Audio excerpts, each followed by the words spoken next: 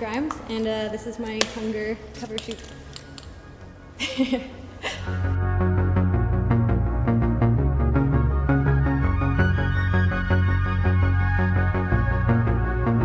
Well, I guess I engineered a pop star, if that makes any sense.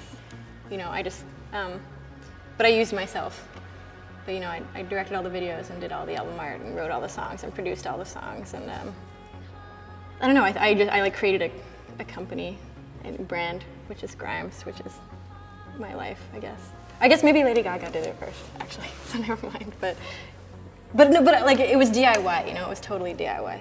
And like it started out with me like finding tapes in the garbage and finding a tape copier in the garbage and copying the tapes by hand, you know, so. I mean, I think the key difference, like, there's a degree of, you know, putting stuff on for Grimes. I mean, there's also the fact that Grimes is like a public thing, you know, so any situation in which I'm engaging with like a huge audience, it's like, I can't be me completely because it's just really nerve-wracking. And I think that's a lot of it's taken me a long time to just get comfortable speaking on camera and stuff because it's not something I was used to, you know, like this whole thing happened in like a year. So I had to learn real quick, and I think that's kind of the main difference is that Grimes is something, just because there's so many eyes on it, it's inherently different from just how I am. And on the other hand, I guess like Grimes is kind of like the uncensored version from like an artistic standpoint because, you know, what I'm doing with music or something, like a lot of times it's stuff that I like don't even talk to people about, or, you know, like I can't sing in front of my friends, like I couldn't. I probably couldn't sing in a room of I can sing in front of 5,000 people, but I could not sing in front of 5 people, you know, and I think that's sort of the weird thing about this is that on one hand it's way more real, but it's only real almost because it's so surreal to access such a huge number of people rather than a small number of people. You know, on a personal level, it's almost scarier to be like real with yourself, or, you know, who you are or whatever.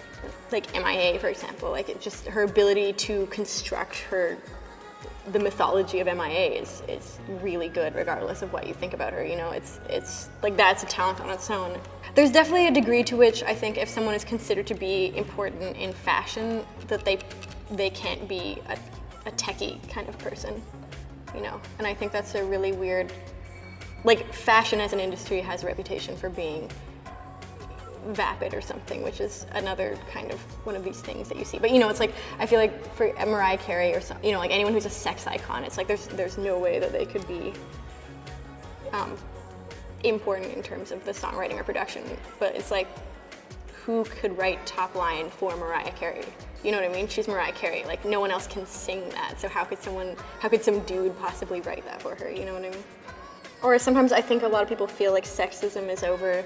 And I didn't even really experience a lot of sexism in my life until I really entered the music industry. And then it was like, it's difficult to buy a microphone because the guy at the store is like laughing at me and won't take me seriously. And I'm like, can I just see your condenser mics? You know, it's that kind of thing. But I don't know, I guess like people seem to just really assume that I'm kind of an airhead. I think there's a lot of, you know, everyone thinks I'm like a druggie. Everyone thinks I don't know, I'm really just sort of weird and like Tumblr. I'm not even on Tumblr, but I guess it's just hard for people to wrap their head around the idea of someone being able to produce as well as be a front person, maybe. I don't know, I feel like maybe it's not a totally sexist thing. I was like really kind of shocked when I found the Kanye produces all his own stuff.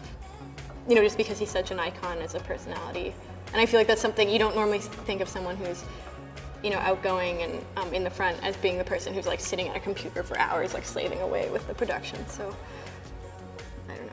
But yeah, I think I'm more of a producer than a vocalist or a performer. You know, I do those things, but the thing that I like doing is working on the songs technically. If I was just supposed to sing and I wasn't allowed to produce, I wouldn't do it. But if I wasn't allowed to sing and I was only allowed to produce, I would definitely do it.